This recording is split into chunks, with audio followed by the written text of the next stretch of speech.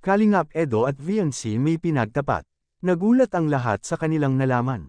Ano kaya ito? Yan ay sama-sama nating tutukan mamaya mga kalingap. Pero bago ang lahat, muling pagbabalik sa aking munting channel, Kuya Ers. At batiin rin po natin ang ating mga silent viewers at silent subscribers at lalong-lalo na rin po ang ating mga kababayan na OFW na nagtatrabaho sa ibang bansa para matulungan ang kanilang mga pamilya, at walang ibang libangan kundi ang manood ng Kalingap serye. At syempre hindi rin natin malilimutan sa pagbati ang ating ama ng Kalingap, Kuya Val Santos Matubang, Idol Kalingap Rab, Ate Edna Vlogs, Ma'am Jackie Tapia Matubang at sa lahat ng ating mga kasamahan, ang Kalingap Reactor Partners, at Kalingap Charity Vloggers, nationwide. Ngayon balik tayo sa topic, sa lahat ng photoshoot ito ang pinakagusto ni Idol Eds, yan ay sabi niya kay VNC, halata sa mukha ni Idol Eds, na masaya siya sa piling ni VNC, malaki na ang improvement ng dalawa, comfortably na sila sa isa't isa, nakakakilig tingnan ang dalawa, at VNC naman may pinagtapat kay Idol Eds, at si Kalingap Edo naman, meron ding malalaman si VNC, yan ay ating makikita sa video, please watch this. So excited ka na sa birthday mo? Medyo kinakabahan po. Bakit naman? Mga engranding celebration na ikaw ang bida. Mahal-mahal ka ng sponsor mo. Okay lang din nga po. Sana kung ano lang, kung yung simpleng ano lang po talaga. Hindi. Okay lang ganito. Paminsan-minsan lang naman eh. At tingnan mo naman, bagay na bagay sa'yo yung ganito. Kay Beyonce. Sa September 12. 18 ka na, no? Hindi po. Ha? 17 pa lang po, minamadali niya naman. Ay, grabe. Kala ko talaga 18 na. Sayang. Pero sa bagay, isang taon na lang naman ang hihintayin ko eh. Ay, ano po? Isang taon para maging legal. Legal? Ano pong legal? Ito, legal age pala. Ito, legal age yun na pwede mo nang gawin ang gusto mo sa buhay. Mag-asawa ka na. Mag-asawa ka. Joke lang. Kaya niyo po. Ano? Kaya ko kahit ano. Maghintay. Kakayanin. Kakayanin siyempre. Kakayanin ko, no? Kahit pag-30 mo. Ano? Talaga ba? Oo! Wala kaya atang tiwala sa akin eh.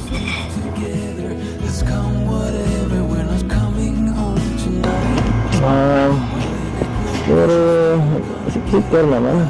Tagal din no? 30. Tanda ka na nun. Stable naman na po nun. Ha? Stable na rin ako ngayon. Diba? Kakuban po. Ano pa yung harap natin?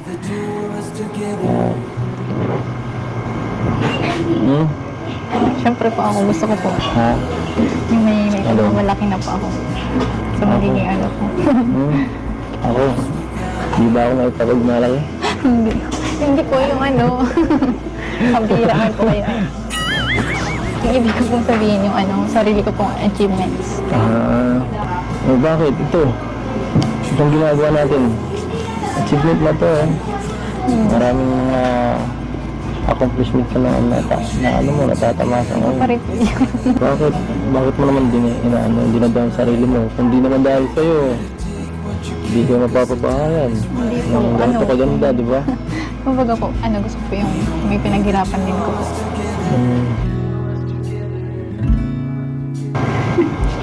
Bakit? Itong ginagawa natin, itong mga bagay na to, pag-picture, mga pagsama-sama nyo sa vlog. Naghihirapan mo naman to. Yung mga natatamasa mo yun. Diba? Yung kagaya ng pag-effort sa pagsama, sa travel, yan. Pag minsan na dito, ginagawa ka pa para mag-vlog, yan. Basta iba pa rin po yun. Iba pa rin po yun. Iba pa rin. Bakit? Pangarap mo talaga maging FA? Ay. Ano yan? Baka malayo ka sa akin yan. Nag-iisipan mo ito talaga yung desisyon mo. Di mo ako sinasama. Nakakatampo ka. Magpiloto ka po. Piloto. Pero, biro lang yun siyempre, kung ano naman pangarap ko sa buhay, dito lang ako para sumuporta sa'yo. Dito lang ako. Okay? Salamat. Salamat po. Salamat. Ikaw. Ikaw. Support ka ba sa akin? Sa mga ginagawa ko? Siyempre naman po. Sa bagay. Pagin ko lagi lang dito. Napapansin ko na nakikita ako sa mga ginagawa mo. Kagaya ng sa sinashare mo minsan ng ko. Nakakatawa pag nakikita ko yun. Talaga po, natutuwa kayo. Oo nga. Deserve ako sa mga achievements niyo. Deserve niyo po. Sa dami po pati ng tinutulungan niyo. Talagang deserve. Siyempre, ito na tayo. Nakasanayan na natin pagtulong sa ginagawa nila Kuya Val na Rab, di ba? Nahawa na lang tayo. Siyempre ikaw din, sa ginagawa mo nga nakakatulong ka rin siyempre sa iba. Congrats nga pala. Bakit? Ikaw na pala yung sunod na papabahayan ni Kuya Rap. Ako? Bakit ako? Okay na ako kahit wala. Nakikita rin na ako sa inyo.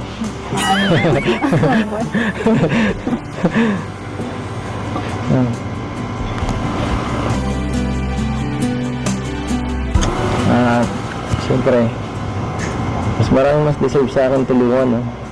Ako, okay naman ako, di ko naman masyado kailangan ng bahay. May bahay pa kami, tinitira, no? Yun papi mga kalingap, nakikita natin sa dalawa na medyo seryoso po ang usapan nila. Grabe gusto na ni Idol Eds na mag-18 na itong si Viancy para maging legal age na at pwede na itong ligawan.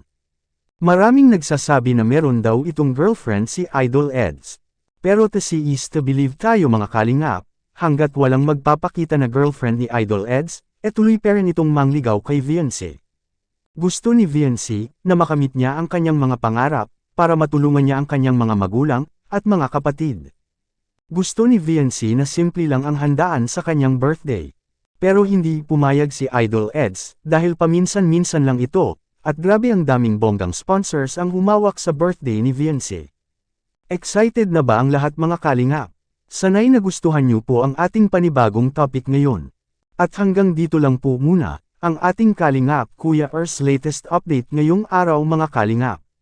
Sanay lagi nating suportahan si Idol Rab at Kuya Val sa kanilang mga vlog, dahil dito kinukuha ang mga gastusin tulad ng pabahay, allowance sa mga beneficiaries, pagkain, groceries, gamot at iba pa.